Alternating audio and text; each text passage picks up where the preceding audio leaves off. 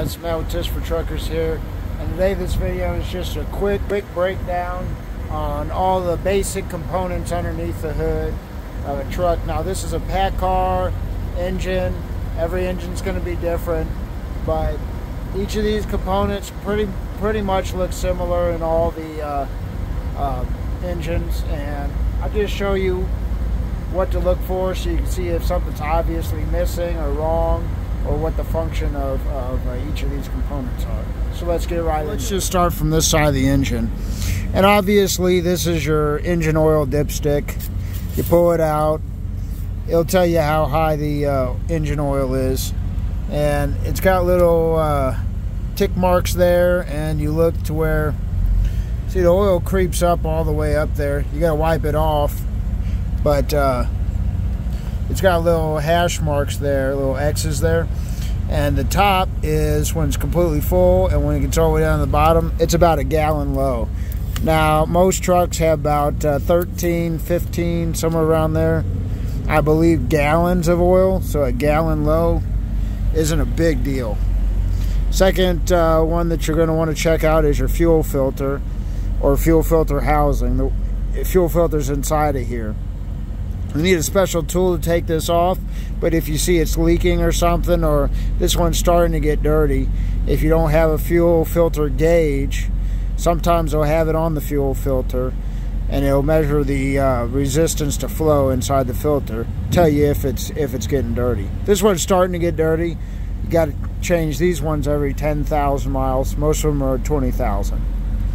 Down here we got the jump posts. As you can see, I used them. You take off these little caps, and you got some brass posts here, and you just connect your jumper cables to those rather than messing with taking out your batteries and stuff. Usually got pretty good contact points here, sometimes even better than the actual battery, because if you look at them, they're kind of roughed up and everything, give you a little bit more surface area to bite. Right here you got the remote lubrication. You got little zert fittings. You hook up your grease gun to those. This will bring the grease to the underhood and transmission components, like the throw-out bearing of the clutch. Here on this pack car, you got a second fuel filter for some reason. This is the main fuel filter. I believe this is also the fuel filter, and you have a manual primer.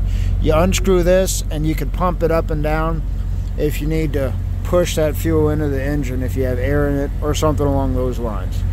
This is where you fill up the oil. That's the ECM. Don't mess with that. That controls, what the engine does. Up here we have the fuel rail. So the fuel, comes from here, goes to this distribution, and then goes to each cylinder and injector like that. If you see any fuel leak in here, you might get air in your lines, and that'll be disastrous. So keep an eye on that fuel filter. Next here we have the power steering reservoir. So you can see it goes into the steering box here.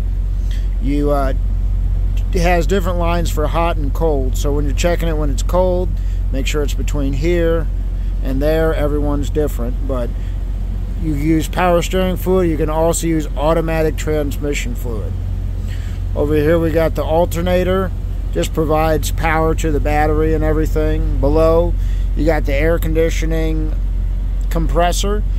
If this part, you see this part will spin, there's a little clutch there that'll clamp on and engage your air conditioner. If your air conditioner's not working and this part isn't spinning while the engine's on, that means that your air conditioner is not engaging. While we're looking at all these belts, we got the serpentine belt. This one's got 500,000 miles. It looks like it's about ready to be replaced. And that's the fan belt right there. Connected to the fan belt is the fan clutch. So the fan's not spinning all the time. Otherwise, you just use a lot of fuel and take like 50 horsepower out your engine. But that has a clutch as well. Right about there is where the clutch is, and you got a wire that goes into there, or actually it's air actuated, I believe. I'm sorry. And it clamps, and then it'll engage the fan. You got your radiator. see if it's leaking any coolant. Usually it's red coolant in on a truck. And then this is actually not the radiator. This is intake connected to the intercooler. So the intercooler is like a radiator for the air going into the engine, because that turbo will create a lot of heat. You can actually, when you touch this side, it'll be a lot cooler than the other side. I'm over here talking about the turbo. This is what a turbo looks like. A couple truck engines have twin turbos. So you'll have one up here and one down here, but most of them are just single turbos. And this is the actuator right here. And believe it or not, a truck doesn't have a throttle body with a little thing that opens up. It's all controlled with the fuel pumps. And here, this is a variable geometry turbo. I'm not going to get too much into that, but what this will do is it'll kind of change the angle of the turbo vanes, and give you more or less boost. And this is an oil feed line for the turbo. Turbo needs oil because it's spinning. Now behind the turbo, we got the down pipe, and we got a knock sensor. We got a whole lot of components here. You got the EGR, and that's another thing. You got exhaust that goes from the engine, and then it goes from the engine and then goes back into the intake. And it's actually cooled with coolant here. Circulates coolant right next to, okay, I'm sorry, here's where the exhaust goes through. Got an actuator here, a bunch of different components. Way too complicated for me to explain right now in this short video, but yeah, that's basically what it is. Got your EGR actuator here. Sometimes this will get really clogged up, and you'll have a code for a differential pressure sensor, but like I said, that's way beyond the scope of this video. Moving on here, this is your water pump right here, and that is driven by gears or a belt. Every truck's different. Looks like this one's driven by gear, and it pumps coolant, you know, up to the radiator and then down here. And this one actually has a filter. Most of them don't have a filter. I believe that's unique to pack cars. This component here, I forgot the air compressor to drive your air brakes and the whole system and everything.